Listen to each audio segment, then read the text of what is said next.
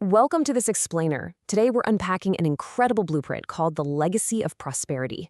When we hear a phrase like generational wealth, it's so easy to assume that's a topic strictly reserved for tycoons or kids with massive trust funds. But as we look through this material together, we discover a really fascinating reality.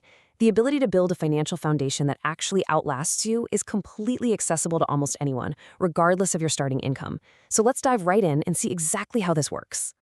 I want you to consider this for just a second.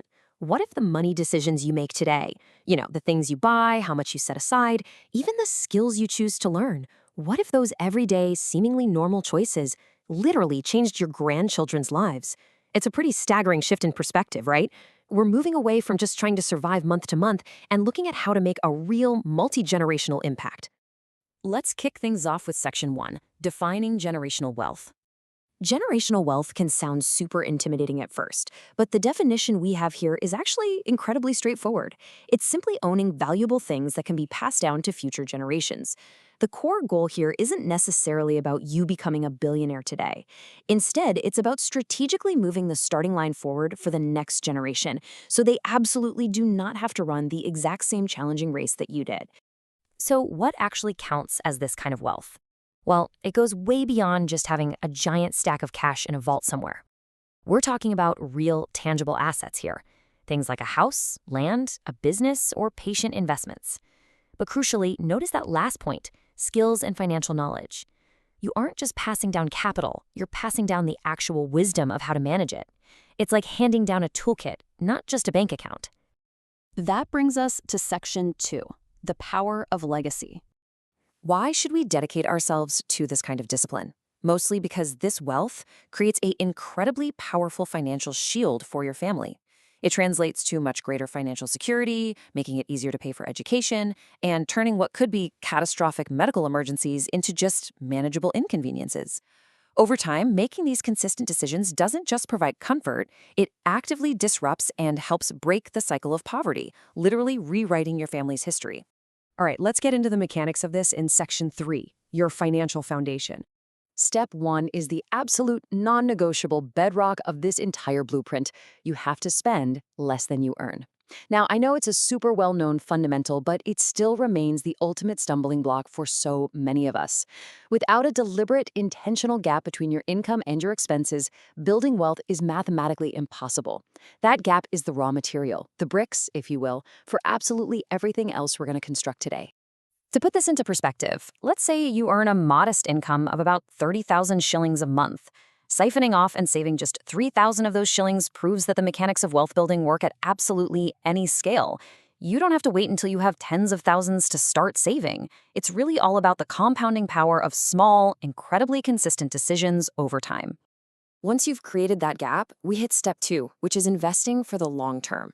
Saving is fantastic because it protects your capital, but investing is what actually defends your money against the erosion of its purchasing power thanks to inflation. Investing is what forces it to grow. Whether you're allocating funds into shares or other assets, the goal here is compounding growth. True generational wealth usually accrues quietly with immense patience, rather than through overnight speculation. And that brings us right to step 3, strategically acquiring assets over liabilities. Assets are basically vehicles that either go up in value or literally pay you to own them. Think real estate, shares, or a business. Liabilities on the flip side are depreciating items that just slowly drain your net worth over time. Things like overly expensive cars or those rapid, completely unnecessary tech upgrades. The legacy blueprint requires a deliberate, systemic shift in your mindset toward acquiring assets that build wealth rather than buying items that just consume it. Moving right along to Section 4, Investing in Human Capital. Step 4 pivots a bit to focus on human capital, specifically investing in education and skills. Listen, you are your own highest yielding asset. Mastering new technologies, learning a trade, or just getting advanced financial literacy creates a permanent elevation in your earning potential. The stock market can fluctuate all at once and devalue shares, but no economic downturn can ever confiscate the skills you've acquired in your own head. Which leads us straight into step 5, passing that knowledge on. There's this crazy, well-known phenomenon often called shirt sleeves to shirt sleeves in 3 generations, where generational wealth gets completely wiped out by the time the grandchildren get a hold of it. Why does that happen? Because fortunes get handed down without the actual financial habits required to maintain them. Teaching your family how to budget, avoid unnecessary debt, and invest patiently is honestly the only way to ensure the legacy survives. True financial literacy is the ultimate, most resilient gift you can leave behind. Let's tie it all together in Section 5, your blueprint for the future. So here it is, the fully distilled 5-step blueprint. 1. Spend less than you earn to create a capital gap. 2. Invest for the long term. 3. Buy appreciating assets instead of depreciating liabilities. 4. Continually increase your human capital through skills. And finally, 5. Teach your family these exact same habits.